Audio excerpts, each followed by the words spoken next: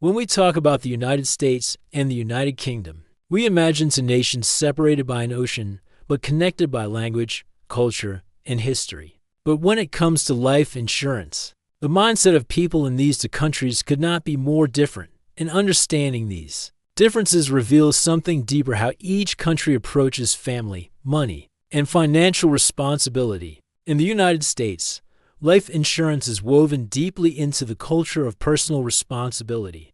Many Americans grow up hearing the message that your family's future is up to you. So buying life insurance becomes a symbolic act of protection, almost like providing a safety net you build for yourself. Employers in the U.S. often push insurance as part of benefit packages, and agents aggressively market policies using emotional storytelling focused on family, legacy, and fear of the unexpected. The U.S. is one of the world's most competitive and marketing-driven insurance industries. Companies spend billions on advertising, and Americans are used to hearing catchy slogans and seeing insurance agents everywhere, from TV ads during sports games to online comparison tools. All of this makes Americans more familiar with life insurance as a product they are expected to buy. But the UK, despite sharing the language and similar financial systems, views life insurance through a very different cultural lens. British people generally don't see insurance as something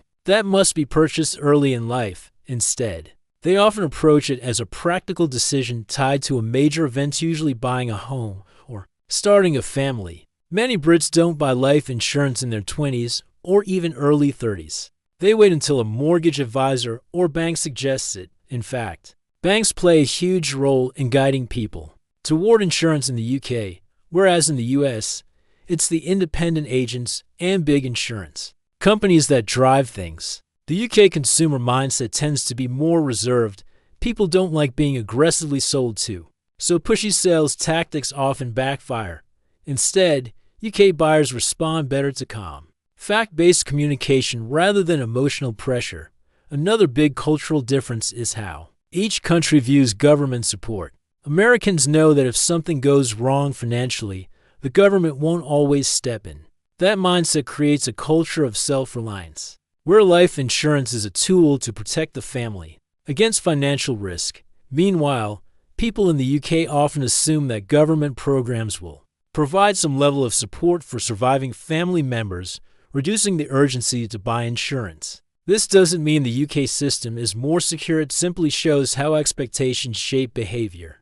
Family structure also plays a huge role in the US. Many people grow up with the idea that parents must plan and prepare so children don't carry financial burdens.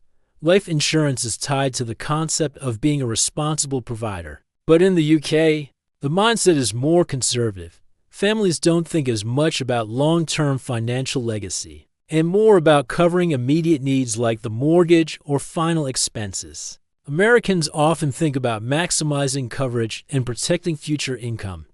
Brits usually think in terms of how much do I need to cover the basics. This creates very different buying habits. Another interesting difference is their perception of debt. Americans commonly have mortgages, car loans, student debt, and credit card balances. Life insurance becomes a way to make sure the family isn't trapped under these debts if something happens. In the UK, although debt exists, people generally borrow more cautiously and often focus on reducing debt rather than insuring against it.